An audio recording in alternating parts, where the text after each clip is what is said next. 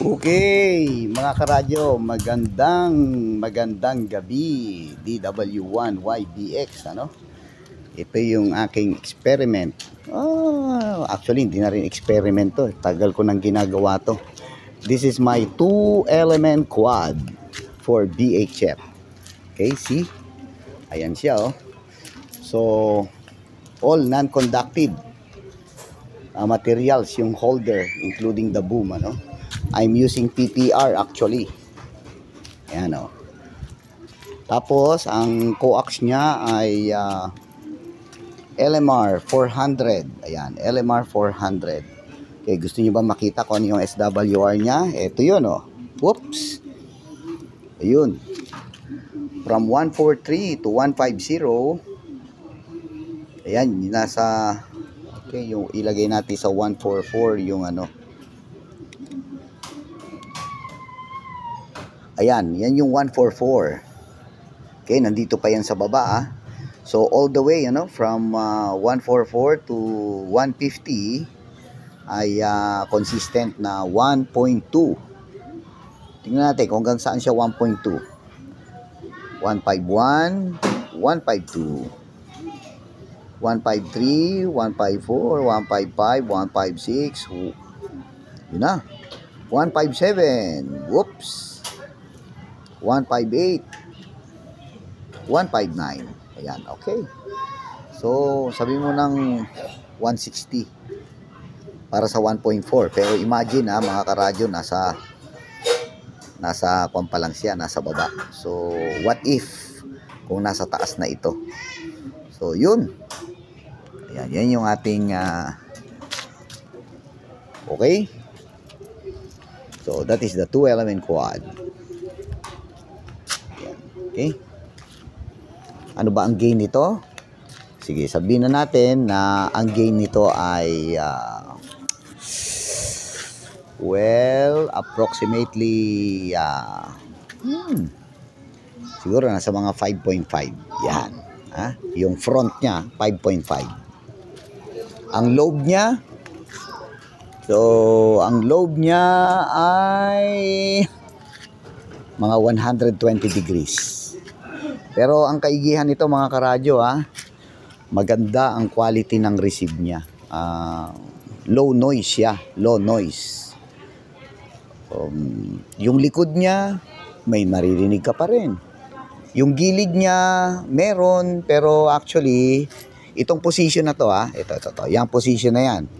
So, ang position na ito ay approximately, nandito ako sa 110 degrees. Ano ba yung opposite ng 110 degrees? So, siguro nasa mga 240. Yan. Ito yung pinakamahinang position niya. Ayan, ito yung pinakamahina ang receive and transmit niya. Pero, pagdating dito, mga karadyo, ito. Yan. Ito, Yan. From here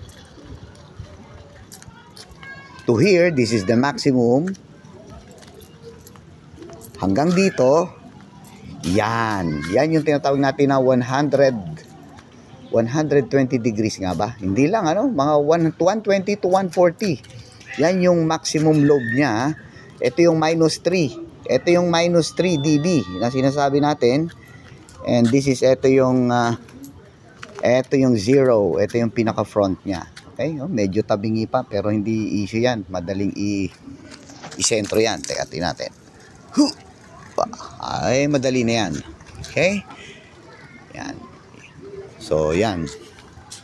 Umabot na to ng Actually, nilagay ko to sa sa 30 feet above the ground, pushing 13 watts yata o 15 watts.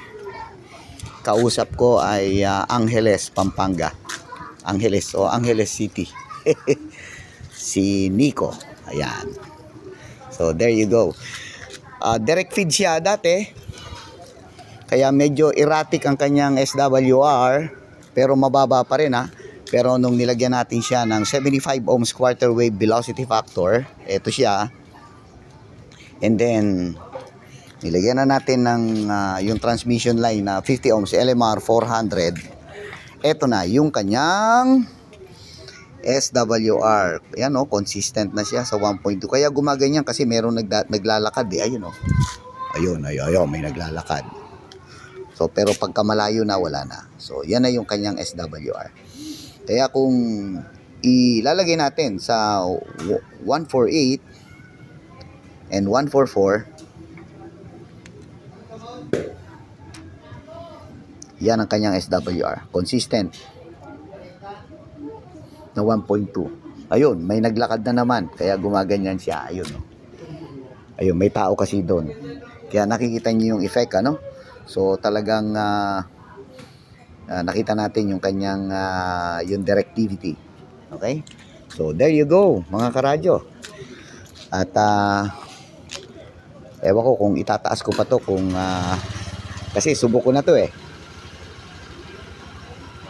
So, tingnan natin kung anong mangyayari dito sa antenang to. Pero, tetestingin ko siya. Bibigyan ko kayo ng video about this.